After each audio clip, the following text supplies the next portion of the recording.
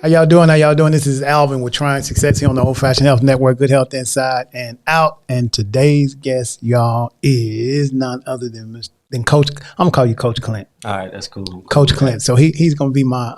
So I'm gonna let you tell them a little bit about yourself because I was gonna go down the whole list, but I'm gonna let you tell the people who you are, what you do, and a little bit about yourself. All right, my name is Clint Kent. Coach football. Retired professional football player. Played in the Canadian Football League. You said retired.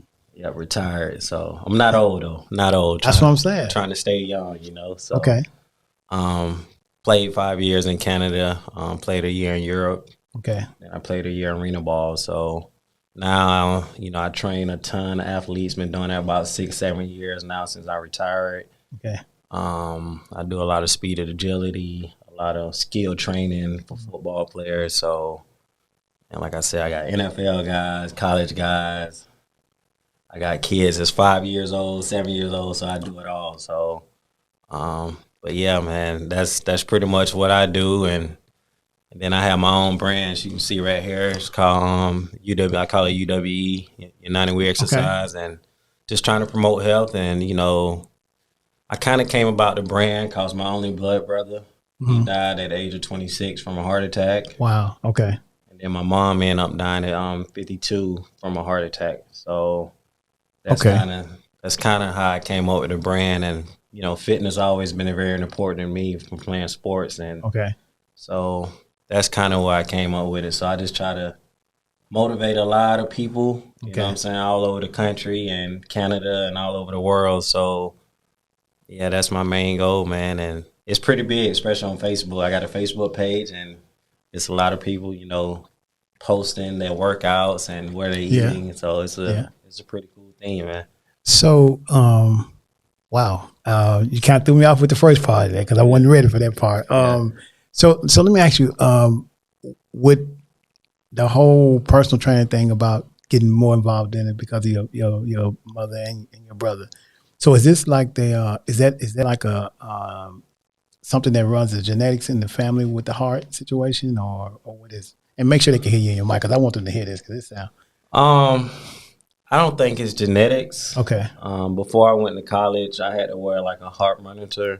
When my brother died, he died when I was in like 8th grade. So when he died, I had to wear a heart monitor for like a week before I went to play college football, and everything was fine. And you know, with my mom, it was kind of crazy, man. She went in for a gallbladder surgery to get a gallbladder removed, and you know, being a dude, man, it's just like she's like, "Come on over here, boy, give me a kiss." Right, you know how we is. We don't like showing feelings, right. And you know, little that I know, I should have. You know what I'm saying? So I left the hospital. You know, went to go get some food, and then that's when I got a call. She had went into cardiac arrest. Yep. So yeah, man, it's crazy. Wow. Okay. Wow. That's it kind of reminds me of like Pat LaBelle always said, you know, make sure you say what you're going to say to your loved ones now because you don't ever know when it's going, you may not get that chance again, you know? Yeah, for sure. Wow. Okay. So you played sports in the Canadian League. How was that? Tell me the good and then the not so good.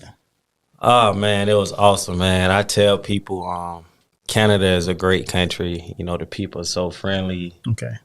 It's so clean, great food, and it's all different types of culture. Okay. You can see people might be Ethiopian, might be from Egypt. You don't know what they are over there. Right. It's a melting pot of people. Yeah, so it's the culture wise is crazy. So I went to Canada fresh out of college. I didn't wait around for the NFL, so I got a contract offered to me while I was still in college. Where'd you go to school? I went to James Madison University up in Harrisonburg, Virginia. So, we actually just moved up to the Sun Belt. So we went from FCS to FBS now. So that's kind of like the big boy football. So went there, and then fresh out of college, I went to Montreal, and that was an experience. You know, it's mainly all French. Did you learn some French? I didn't learn any French. You're going to go over there and stay over there 5 years, don't know no French, man. Well, I was only there for a year and a half. Okay. So Mercy beaucoup. That's all Okay. I learned. And what does it stand? What does that mean? Thanks a lot. Okay. All right. All right. Yeah, so went there. Kind of got a little crazy story, man. So I went there. Coming into my second year, I got injured. Okay. Pulled my hamstring. Okay. They released me. Okay. I ended up sitting out. I sat out of football for like 2 years. Then I came back, tore my ACL, sat out another year. So I was out of football 3 years, man. So, and you know, that's a lot of people don't know this about my story. Everybody think I was just always on the rise, but I was at a low point and then had to go back up to the rise. You know what I'm saying? To the sky. So the biggest thing about that is, you know, I had a support system from my dad, you know, that was able to support me financially. As, you know, I was substitute teaching, working out every day, not knowing why I'm working out, man. So, and one of my best friends from college, he called me out of the blue, and he had a private workout with a scout from the Winnipeg Blue Bombers. Okay. And he was a quarterback. He actually coached for the Minnesota Vikings now. So, okay. All right. Actually, when you just called me, I was just on the phone with him. So when Tell me that you come do this interview. Yeah. So, so I drove up. It was up in Louisville, Kentucky.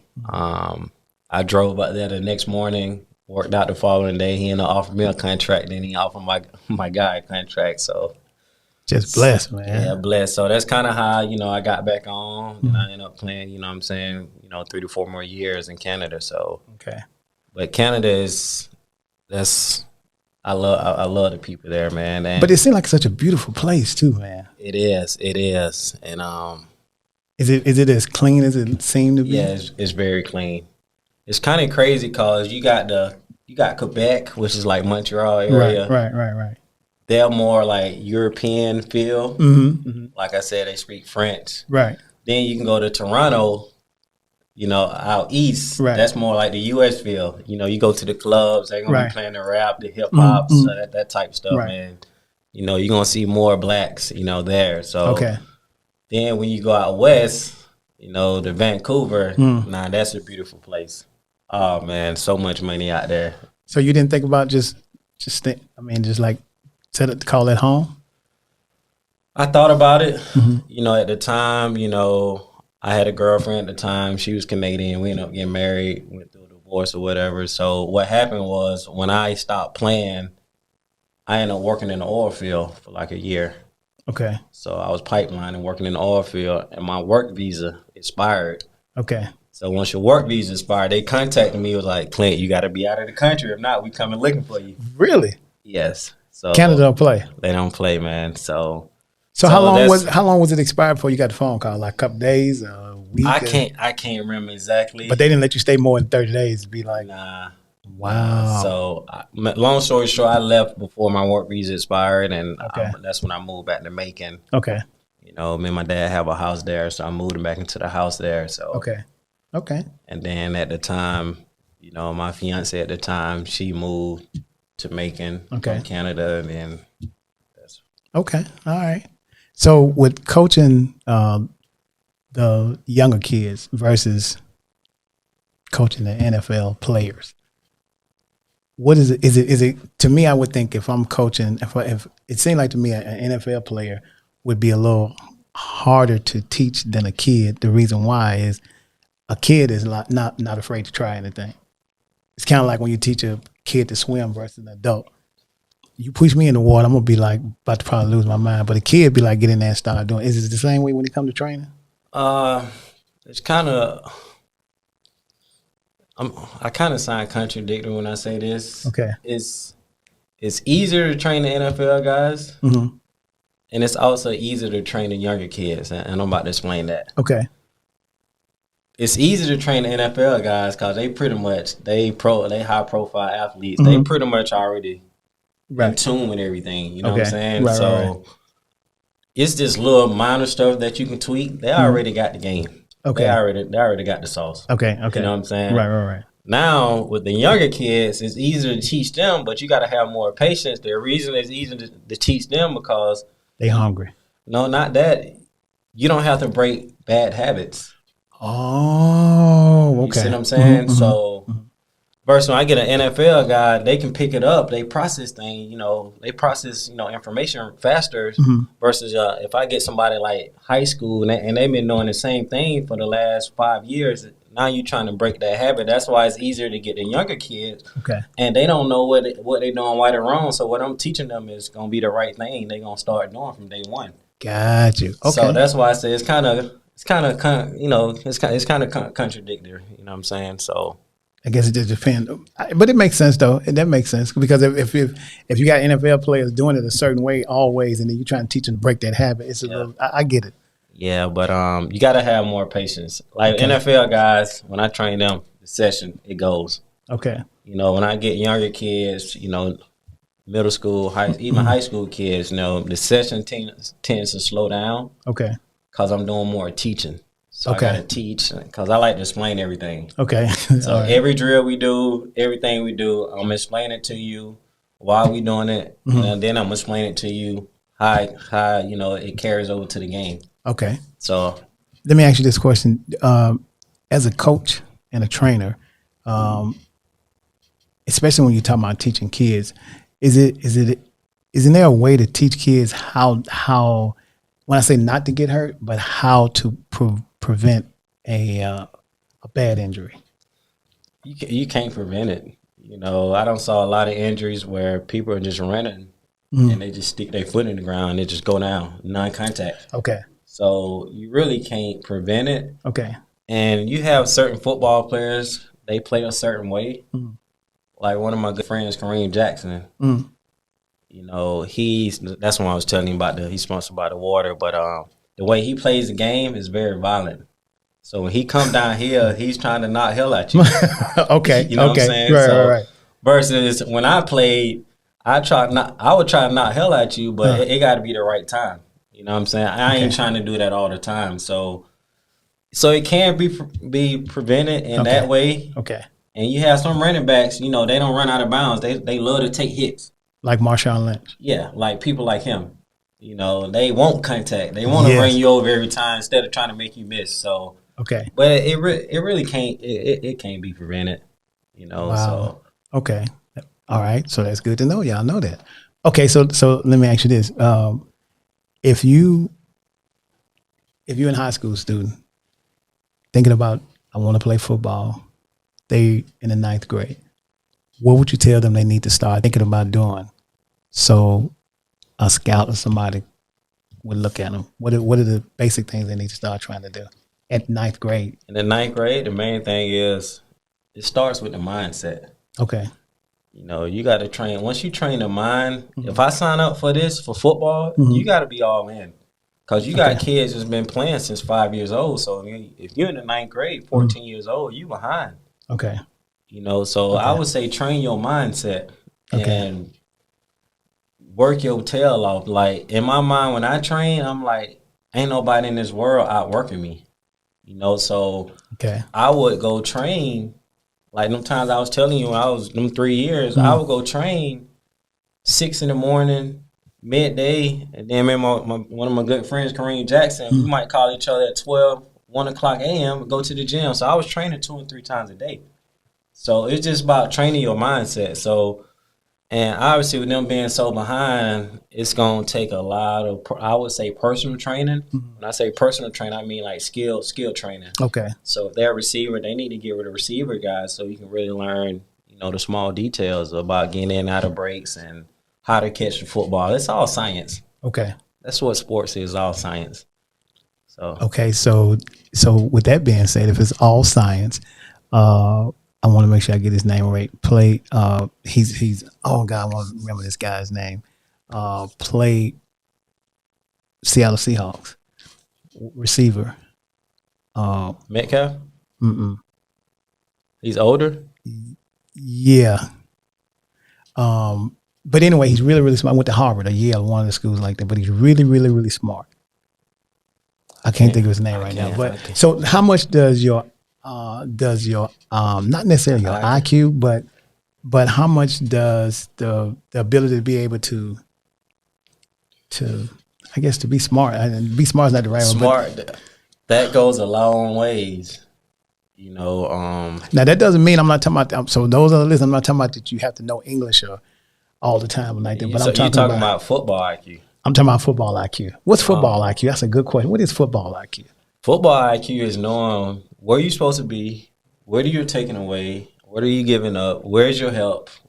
Like just knowing the integrity of the defense. Okay. If I'm supposed to be here, why am I supposed to be here? Where my eyes supposed to be at?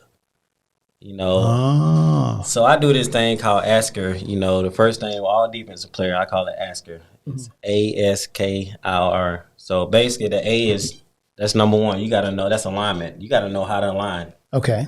All right. Okay. S is stance. I got to know where are my feet? Are my feet square or they staggered? That's S. All right. The K is key. Key is where, when the ball's high, where are my eyes at? What am I reading? Okay. Am I reading the running back, the slot receiver, the number one receiver, the number two? So that's key. Okay. Then the eyes, basically, where are my feet doing when the ball is high? Am I popping? Am I backpedaling? Am I shuffling? All right. So I call that, the initial reaction. All right. And the R is obviously a responsibility. Okay. What is my job? So that's kind of what I go off. So when I show with these kids next week for the first time, I just took a new job to be the defense coordinator at Mary Persons. That's what I'm gonna tell them. I'm gonna get them 5 letters.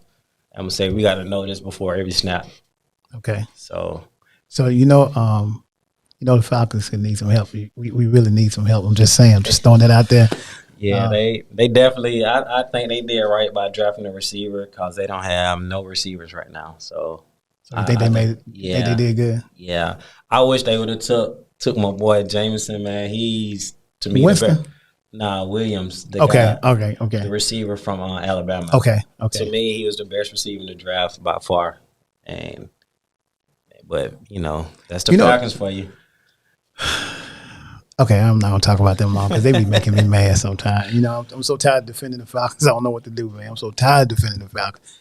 Yeah. Okay, let's talk about Jackson State University coach Deion Sanders. What do you think about the way Coach Sanders is doing at Jackson State? You know how to talk about Jackson State. That's my school. Tell me what you think. I love what Deion doing, man. I don't say I compare myself to him, but we kind of do a lot of things similar because in the coaching world, everybody have this, you got to do it this type of way. Mm-hmm. Everybody do it this way. Nobody don't want to do it this way.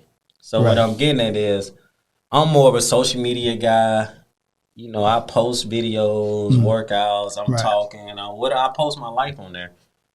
Most coaches, they don't post their life. So Deion might go live during practice. So give you a quote. And that's what I like. And he's bringing in rappers. He's bringing in strippers. He's bringing in the Wall Street. World. Yeah, he's bringing the world to come talk to the team. Like, ain't nobody else doing that. So that's where – and the thing I tell people about dealing with these kids, dealing with anybody. I don't care if you're married, girlfriend, boyfriend, dealing with kids, training. The number one thing is relationship. You know what I'm saying? You got to be able to develop a relationship with them. And once they know you care, they'll do whatever for you. So I like that.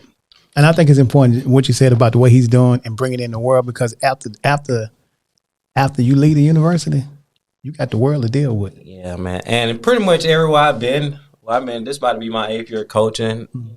I build relationships. Kids can relate to me. Yeah. When I coached college for 3 years, a lot of kids thought I was 25, 26. I'll be 39 this year. What I'm saying? So it's like, Coach, I ain't know you that old, but it's just about being able to relate. You got to be able to adjust. And that's a good thing about football, about sports. You deal with so many different walks of life.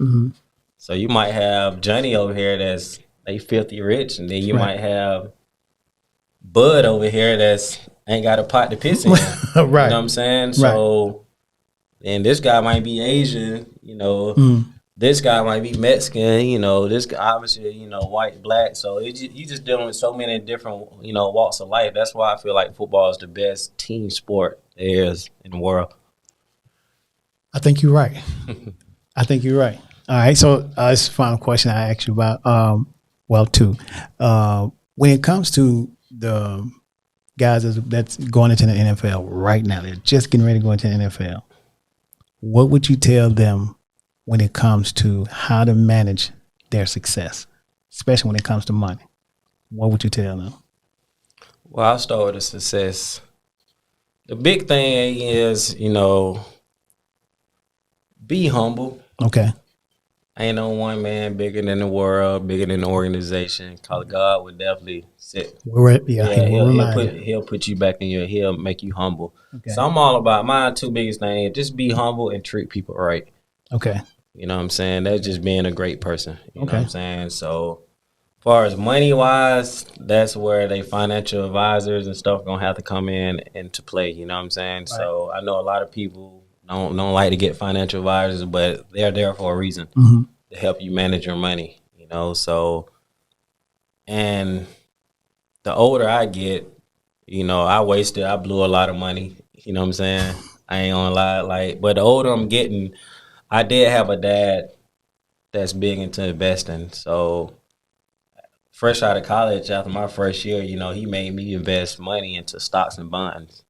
Okay. So that's something I did. I didn't want to do it. I'm mad I'm doing it at the time. I'm 22 years old, you know what I mean? But I'm glad I did it. So that would be the biggest thing, man. I would tell them invest money, and obviously, they're going to go out and get the house and the cars and the jewelry and for the first couple of years. Yeah, so I mean, they blow so much money. It's crazy, man. And the biggest thing you have as a professional athlete, you live this lifestyle thinking that it's going to continue. It's going to continue. Mm-hmm. So you live this lifestyle, end of the season, boom, you cut, and then don't nobody pick you up. Now you don't have any more paychecks coming in.